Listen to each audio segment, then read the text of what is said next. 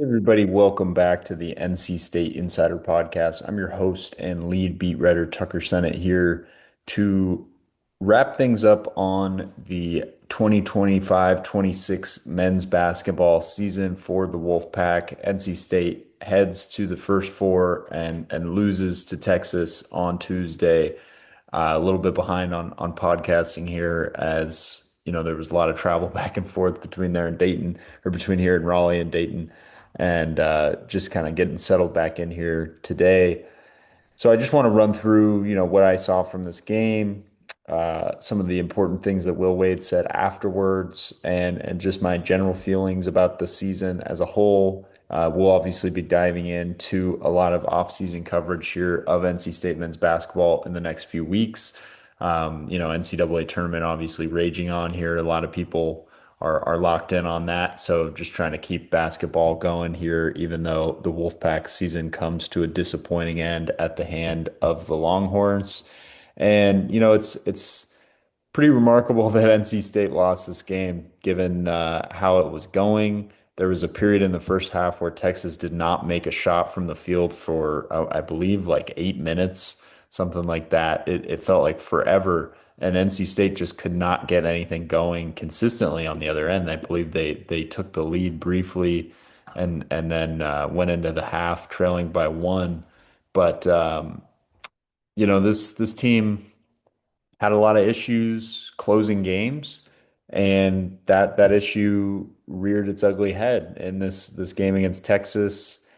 It was clear that there was a lot of frustration in this group in those moments, in the locker room afterward. There was kind of some confusion for some guys as to like how this kept happening.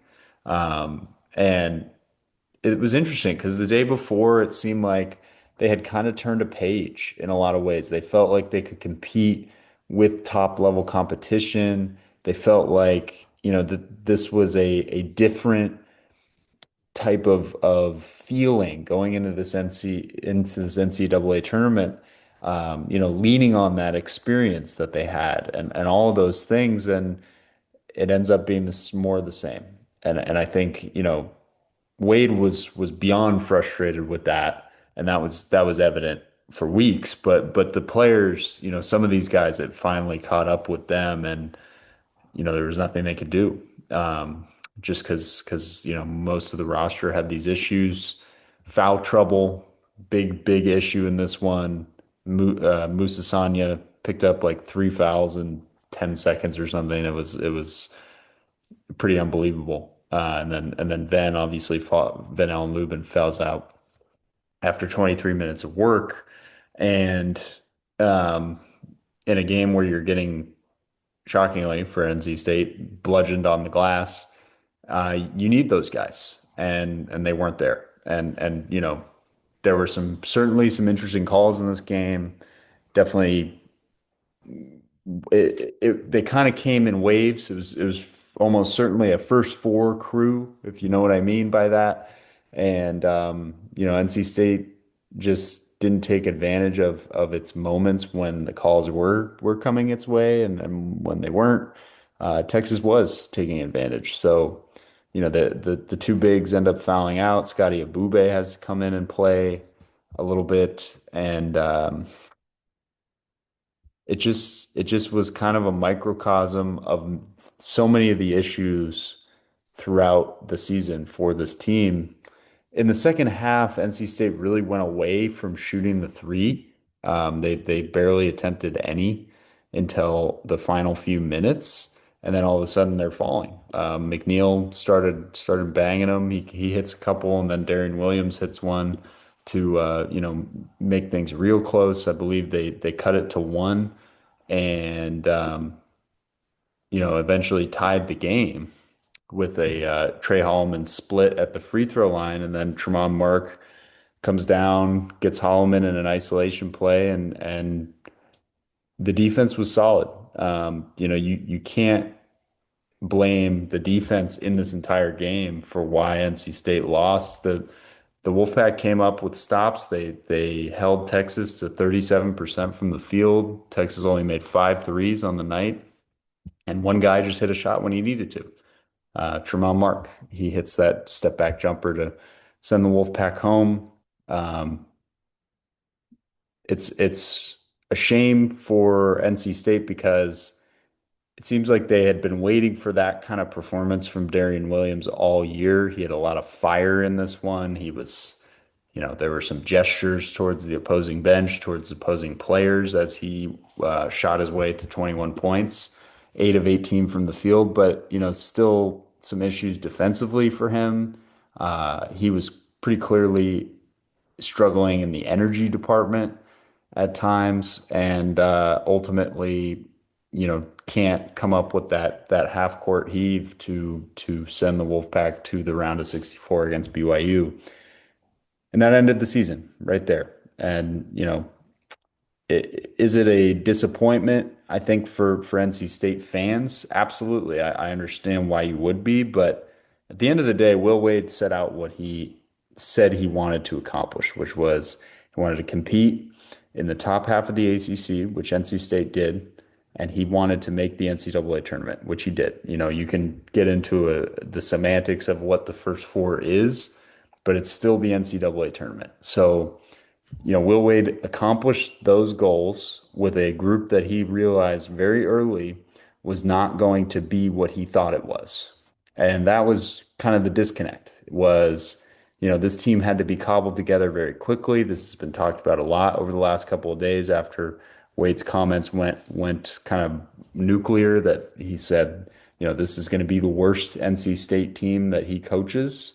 And these guys struggled to click at times with him, and he struggled to click with them. A lot of his messaging didn't resonate down the stretch, and it ended up costing this team in a lot of ways. I think he's identified the type of player that he needs on his roster, and he had three of those players in Quadir Copeland, Paul McNeil, and Van Allen Lubin. He said that he wants gritty, tough basketball players that are willing to put the team over themselves.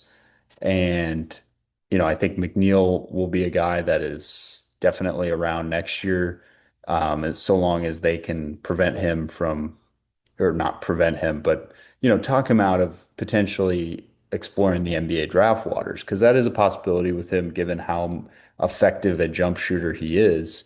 But I still feel as though there's a compelling reason for him to stay, which is he could be kind of the bridge player and the not the face necessarily, but a very, very important part of NC State next season under Will Wade with a group that I think he'll feel much more confident about going into the season.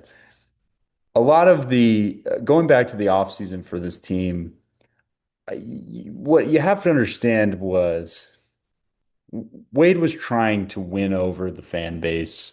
He was trying to galvanize a program that needed some life, that needed some spark. He saw what happened in 2024 when Kevin Keatts took this team to the Final Four. This city, this fan base, this alumni base fell in love with NC State basketball all over again. He wanted that feeling for an entire season, not just a month that was, I'm not going to say it was a fluke, but was an unrealistic run with a team that played out of its mind for however many weeks, 5 weeks, and made history. And that's great. But he wants to build a level of consistency that this program hasn't seen since Jim Valvano. And to do that, he needed to rally the fan base. He needed to win the crowd. And if that meant making some bold claims, Wade's a confident guy. He's going to do his best to back him up, and for the most part, he did. And I think when they won on that 6 game win streak in the ACC, the expectations were raised a little bit by people outside the program. But I think Wade deep down knew that this team maybe wasn't going to do exactly what he had envisioned before the season in terms of postseason success. And that turned out to be true. The season comes to an end in Dayton, and he pretty clearly has already moved on. He's, I don't expect a lot of this roster to be back. I already talked about Paul McNeil. I think there might be one or two other players that could come back. Other than that, that this is going to be a brand new team with guys that are carefully assessed in the transfer portal. A big reason that this team came together the way it did was, it had to happen quickly. And they were using stats essentially to cobble a team together rather than, assessing character and making sure that these guys would fit Will Wade. And obviously there were some misses in that regard. So I think there will be a much, much more deliberate process in terms of putting the 2026-27 roster together. Wade was very adamant that that would be the case after the game. He said he's already kind of been working on that. Not in terms of talking to players or anything. That's not possible until after the NCAA tournament. But in terms of, the types of players that he thinks would fit the program, guys that could enter the transfer portal or, have already announced that they are entering the transfer portal that would be good players for this next group. He's come together with general manager Andrew Slater to build profiles for each position. He wants bigger players that are capable of guarding three positions.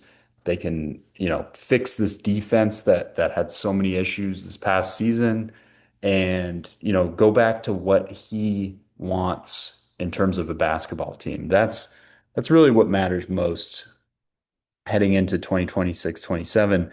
It's about finding players that fit Will Wade, not players that, are that fit other systems. And that was kind of what happened with this team. They had a bunch of guys who were good players on other teams or good role players on other teams that didn't really complement each other well. Darian Williams was a tremendous scorer on a team that had other major pieces in Texas Tech. And he came here expected to be that major piece.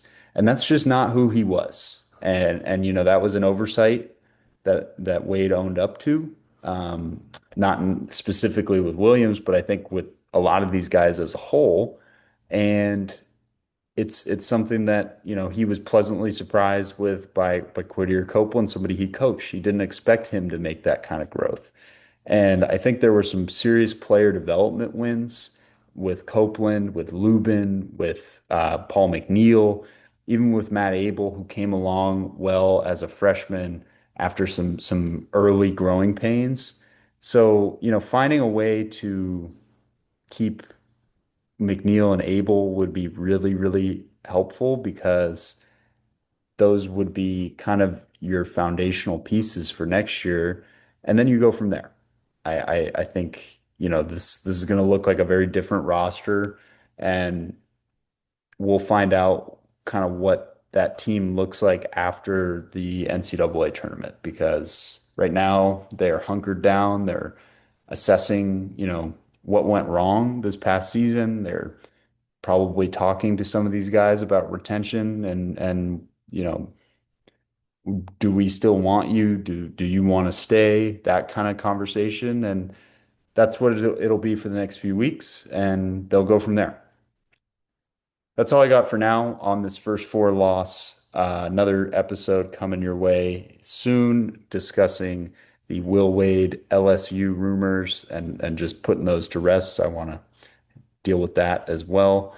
So stay tuned for more episodes of the NC State Insider Podcast. We'll catch you later.